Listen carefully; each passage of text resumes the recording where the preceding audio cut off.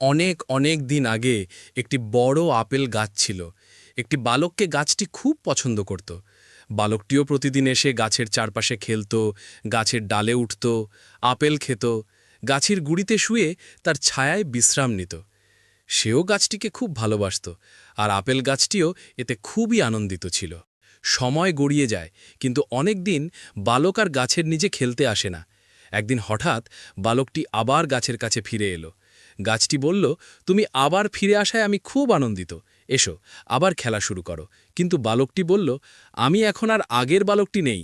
এখন আমি আর গাছের গুড়িতে দৌড়াদৌড়ি করে খেলা করি না। আমার এখন খেলনা চাই, কিন্তু খেলনা কিনতে টাকা প্রয়োজন। গাছটি বলল, কিন্তু আমার কাছে তো টাকা নেই। তুমি চাইলে আমার সকল আপেল পেড়ে বাজারে বিক্রি করে টাকা জোগাড় করতে পারো। কথাটি শুনে সে সব আপেল গাছ থেকে পেড়ে ব্যাগে করে নিয়ে বাজারের উদ্দেশ্যে রওনা হলো। বালকটি খুব আনন্দিত, এবং বালকের আনন্দ দেখে গাছটিও খুব তৃপ্ত ও আনন্দিত হল। আপেল পেড়ে নিয়ে যাওয়ার পর অনেক দিন আর বালকটির দেখা নেই সেই আপেল গাছের গোড়ায়। গাছটি খুব দুঃখ পেল। হঠাৎ একদিন বালকটি গাছের কাছে ফিরে এলো। ততদিনে সে পরিপূর্ণ যুবক। গাছটি এতে খুব আনন্দিত হল। বালকটিকে আবারও গাছের সাথে খেলতে অনুরোধ করল সে। কিন্তু বালকটি জানালো, এখন আর তার সে সময় নেই। সে এখন অনেক ব্যস্ত, তার এখন বাড়ি বানানো খুবই দরকার। এজন্য গাছটির সাহায্য চাইল। কিন্তু গাছটি জানালো তার কোনো বাড়ি নেই, তাই তাকে সাহায্য করতে পারছে না। তবে একটা বুদ্ধি দিল, তুমি চাইলে আমার কিছু ডালপালা কেটে নিয়ে যেতে পারো, আর তা দিয়ে বাড়ি বানাতে পারো। বালকটি তখন গাছের সকল ডালপালা কেটে নিয়ে হাসি মুখে বাড়ি অভিমুখে চলে গেল। পেছন ফিরে একবারও গাছটির দিকে তাকালো না। বালকটির আনন্দে গাছটিও খুব আনন্দিত ছিল। এরপর অনেক দিন আর বালকটির দেখা নেই গাছের গোড়ায়।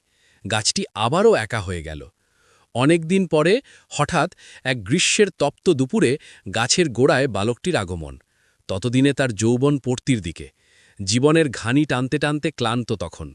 গাছটি বালককে দেখে খুব খুশি হল, আবারও তার সাথে খেলার অনুরোধ করল সে।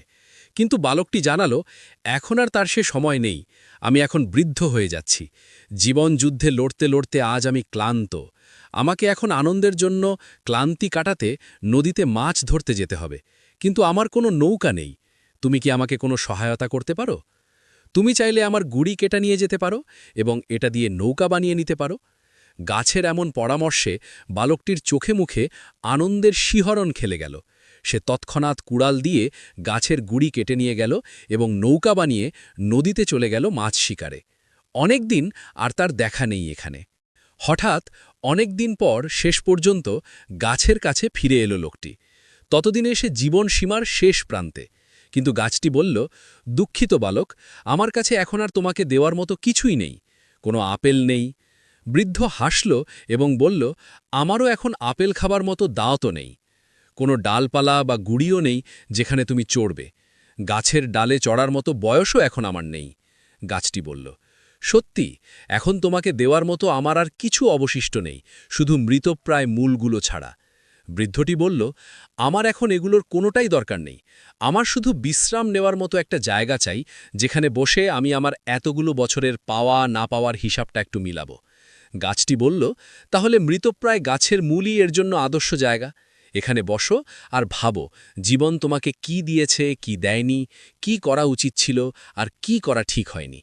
লোকটি গাছের মূলে বসল, আর গাছটি অনেক আনন্দিত হল।